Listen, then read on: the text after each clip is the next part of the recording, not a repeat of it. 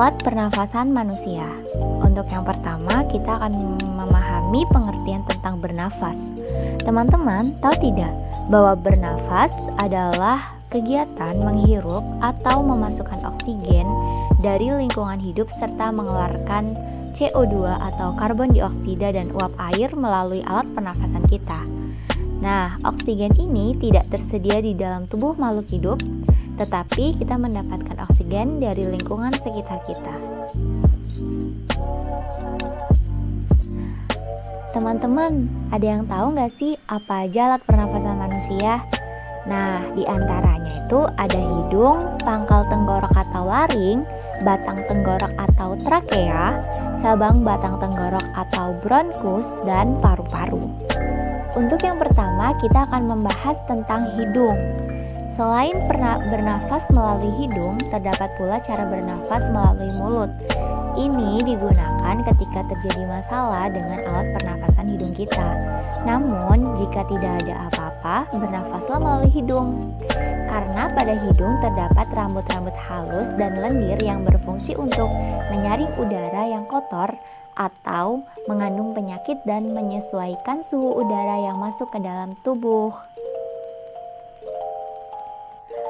Nah, untuk bagian kedua adanya tenggorokan. Di dalam tenggorokan terdapat beberapa bagian, teman-teman. Yang pertama ada laring atau pangkal tenggorok yang berfungsi untuk menghubungkan hidung dengan batang tenggorok. Nah, yang kedua adalah batang tenggorok atau trakea. Nah, di dalam trakea ini adalah bagian yang terdapat selaput lendir dan rambut halus yang selalu bergetar dan berfungsi untuk menghalangi benda-benda asing yang akan masuk ke dalam paru-paru. Pada ujung trakea terdapat bronkus, yaitu percabangan yang menghubungkan trakea dengan paru-paru kiri dan kanan.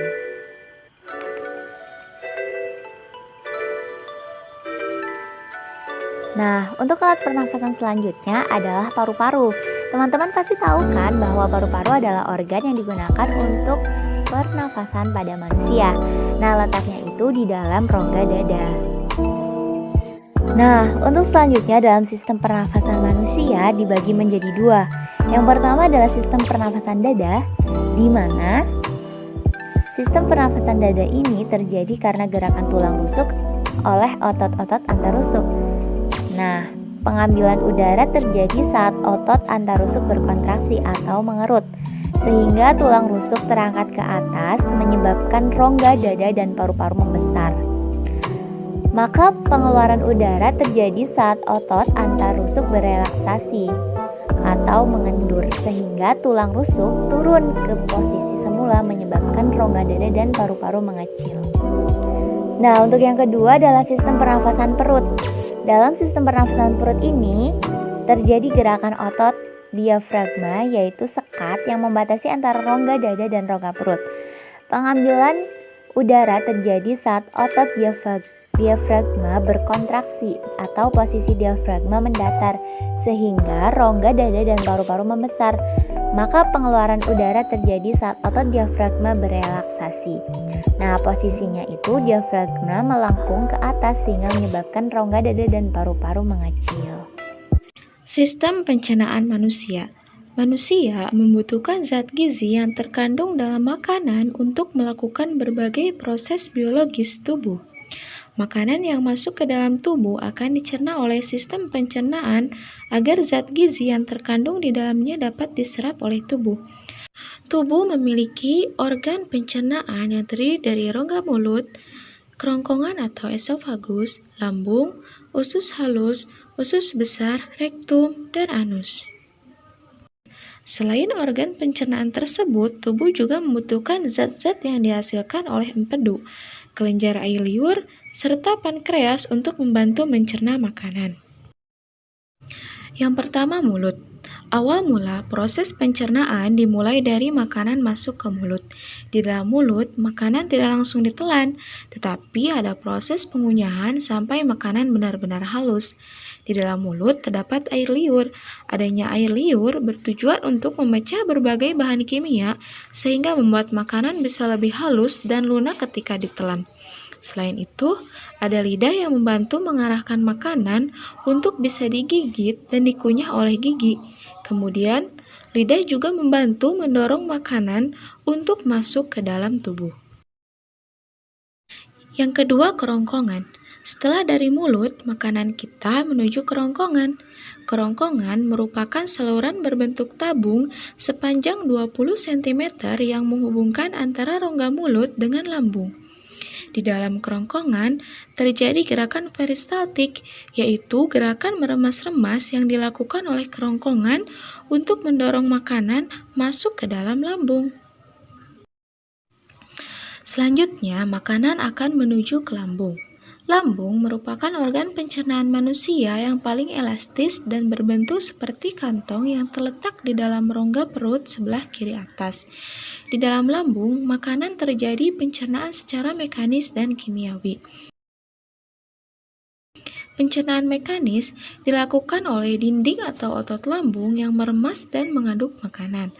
Pencernaan kimiawi dilakukan oleh getah lambung yang dihasilkan oleh kelenjar getah lambung. Getah lambung ini mengandung 3 enzim, yaitu enzim pepsin, renin, dan asam klorida. Enzim pepsin berfungsi untuk memecah protein menjadi pepton.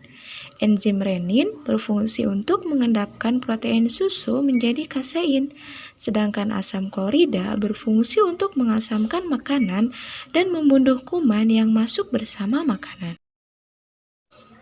Selanjutnya, makanan akan dicerna oleh usus halus.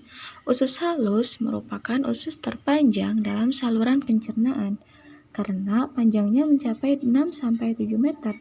Di dalam usus halus terdapat cairan khusus untuk penyempurnaan pencernaan makanan.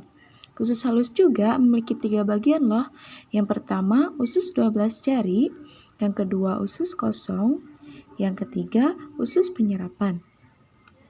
Usus 12 jari atau yang biasa disebut duodenum memiliki panjang kira-kira 25 cm. Usus ini mencerna makanan dengan bantuan getah pankreas dan getah empedu. Getah ini dihasilkan oleh kelenjar pankreas. Getah ini mengandung beberapa macam enzim, yaitu enzim amilase, enzim tripsin, dan enzim lipase. Enzim amilase berfungsi mengubah zat tepung atau amilo menjadi zat gula atau glukosa. Enzim tripsin berfungsi mengubah pepton menjadi asam amino. Sedangkan enzim lipase berfungsi mengubah lemak menjadi asam lemak dan gliserol. Sedangkan getah empedu dihasilkan oleh hati dan disimpan dalam kantong getah empedu. Getah empedu berfungsi untuk mencerna lemak. Selanjutnya, usus kosong atau jejunum. Usus kosong terletak di antara usus 12 jari dan usus penyerapan. Usus kosong memiliki panjang sekitar 2,5 meter dan berfungsi untuk mencerna lebih lanjut makanan yang telah dicerna dari usus 12 jari. Selanjutnya, usus penyerapan. Usus penyerapan merupakan tempat penyerapan sari-sari makanan. Di seluruh permukaan dindingnya terdapat ujung pembuluh darah yang menyerap sari-sari makanan. Kemudian, sari makanan diedarkan melalui aliran darah ke seluruh bagian tubuh. Setelah itu, sisa makanan yang dicerna masih berlanjut ke usus besar. Usus besar berfungsi menyerap cairan, vitamin, dan mineral dari sisa-sisa makanan yang telah diserap oleh usus halus. Pada usus besar, terdapat bakteri yang berguna untuk tubuh bernama bakteri E. coli untuk membantu proses pembusukan sisa makanan. Dari proses ini akan menghasilkan kotoran atau feses yang kemudian dikeluarkan melalui anus. Yang selanjutnya adalah organ rektum.